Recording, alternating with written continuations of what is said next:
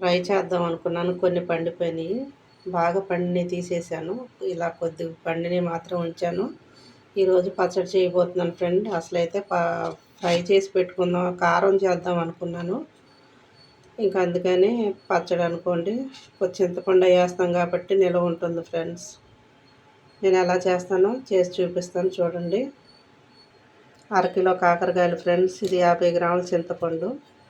పులుపు ఎక్కువ తినేవాళ్ళు ఎక్కువ వేసుకోవచ్చు. నేనైతే 50 గ్రాములు తీసుకున్నాను, సరిపోతుంది. ఎక్కువ పులుపు అయితే మేము తినం ఫ్రెండ్స్, అందుకని తగ్గించి చేసుకుంటాము. అలాగే పచ్చడికి సరిపడా కారం, కొంచెం సాల్ట్, మెంతిపిండి, ఆవపిండి ఫ్రెండ్స్. ముందుగా కాకరకాయ ముక్కలు వేయించుకుందాం. చింతపండులో కొంచెం పసుపు వేసుకొని కొంచెం కళ్ళుప్పు వేసుకొని ఉడికించుకుందాం ఫ్రెండ్స్. మనం చింతపండు పులిహోరకి ఎలా ఉడికించుకుంటామో అలా ఉడికించుకోవాలి. చింతపండు ఉడుకుతుంది ఫ్రెండ్స్, దగ్గర కావాలి. నీళ్ళంతా ఆవిరైపోయి గుజ్జులాగా అయ్యాక ఆపేసుకోవాలి. ఈలోగా ఒక పెద్ద వెల్లడపాటి కళాయి తీసుకొని నూనె పోసుకొని, కొద్దిగా నూనె ఎక్కువ పడుతుంది. ఉసిరికాయలు వేయించుకున్నట్టు వేయించుకోవాలి ఫ్రెండ్స్. ఎక్కువ పోసుకోకుండా కొద్దిగా నూనె ఎక్కువ ఉండి ముక్కలు తక్కువ ఉండి వేయించుకోవాలి. ఎందుకంటే అన్నీ వేగాలి ఫ్రెండ్స్. ఎక్కువ వేసామంటే ఒకటి వేగి ఒకటి వేయకుండా ఉంటుంది. దోరగా వేయించుకొని తీసేసుకోవాలి. నేను తీసుకున్నది అరకిలో కాబట్టి 2 సార్లుగా వేసుకుంటాను ఫ్రెండ్స్. కలుపుతూనే ఉండాలి ఫ్రెండ్స్. ఇలా వేగిందా తిప్పుతూనే ఉండాలి. వేగినాయి ఫ్రెండ్స్. ఇలా దోరగా వేయించుకోవాలి. తీసి పక్కన పెట్టుకోవాలి. మాడకుండా వేయించుకోవాలి ఫ్రెండ్స్. ఈ మధ్య ఇలాగ కాకరకాయ చిప్స్ కూడా అమ్ముతున్నారు ఫ్రెండ్స్. తెచ్చుకొని తింటున్నారు. చూసారా, కరకరలాడుతూ ఉన్నాయి. ఇలా వేగాలి.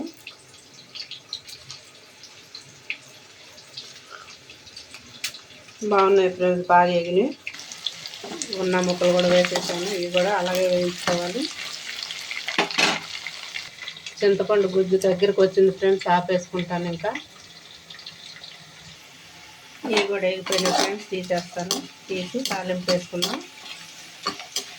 తాలింపు గింజలు, కరివేపాకు తాలింపు వేసుకుంటే ఈ చింతపండు కూడా ఆరింది. గుజ్జు తీసేసి ఆవపిండి, మెంతిపిండి, ఉప్పు అన్నీ కలిపేసుకొని తాలింపు పోసేసుకుంటే ఎంతో రుచికరమైన కాకరకాయ చట్నీ, నిలవ పచ్చడి రెడీ అయిపోతుంది ఫ్రెండ్స్.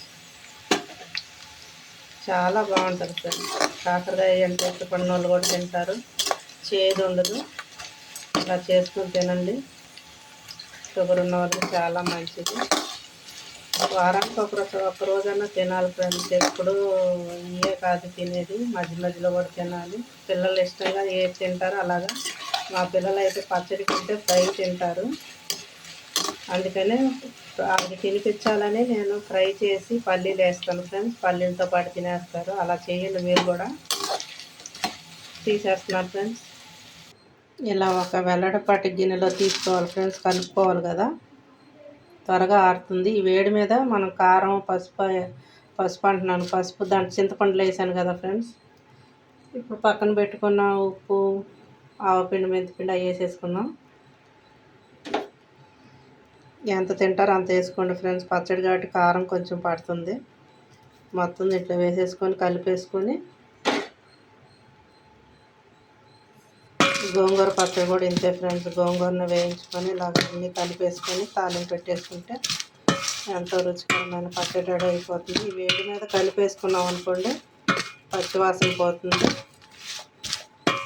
తర్వాత చింతపండు పులుసు పోద్దాం ఫ్రెండ్స్.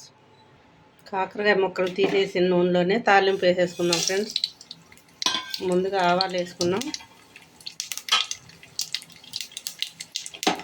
ఆవాలు, పచ్చెనపప్పు, సాయిపప్పు, తాలింపులు మొత్తం వేసాను. ఇప్పుడు ఎల్లుల్లిపాయలు వేసుకున్నాం. ఆవాలు చిటపటమన్నప్పుడు కరివేపాకు, ఎండుమిర్చి వేసాను ఫ్రెండ్స్. కొంచెం కరివేపాకు ఎక్కువే ఉండాలి. ఇలా చింతపండు పులుసు ఇవన్నీ కలిపి పక్కన పెట్టుకుంటాం ఫ్రెండ్స్. తాలింపు కూడా చల్లారుతుంది, అప్పుడు కలుపుకుందాం. చింతపండుని వడగట్టేసుకోవాలి. వడగట్టిన గుజ్జు ఈ ముక్కల్లో పోసుకొని కలుపుకోవాలి ఫ్రెండ్స్. పసుపు ఉప్పు వేసి ఉడకపెట్టాను. మొత్తం చేత్తో కలిపేసుకోవచ్చు, గరిటతో కలుపుకోవచ్చు. చింతపండు కలిపాను కాబట్టి చేత్తోనే కలిపేస్తున్నాను ఫ్రెండ్స్. కలిపేసుకున్నాను చక్కగా ముక్కలకు పట్టేలా చింతపండు మొత్తం కలిపేసుకున్నాను ఫ్రెండ్స్. ఇప్పుడు ఉప్పు చూసుకోండి. ఉప్పు కారం మొత్తం సరిపోయింది ఫ్రెండ్స్. తాలింపు కూడా చల్లారిపోయింది కాబట్టి ఈ కలిపిని దీంట్లో పోసేసుకొని శుభ్రంగా కలిపి గాజు జార్లో కానీ దేంట్లో ఉన్నా పెట్టుకొని స్టోర్ చేసుకోవటం ఫ్రెండ్స్. చాలా బాగుంటుంది. చికెన్ పచ్చడి లాగే చేసుకోవచ్చు. చికెన్ ఏమో వేపుతాము, కాకరకాయలు కూడా వేపుతాము. కాకపోతే చికెన్ పచ్చడిలో అల్లం వెల్లుల్లి పేస్ట్ వేస్తాము, దీంట్లో వేయం. ఈ తాలింపులు ఉప్పు కారం ఆవపిండి మెంతిపిండి ఇవే ఉంటాయి ఫ్రెండ్స్. ఏ పచ్చడి అయినా ప్రాసెస్ ఒకటే, కాకపోతే మెటీరియల్ మారుతూ ఉంటుంది, ఉప్పు కారాలు మారుతూ ఉంటాయి.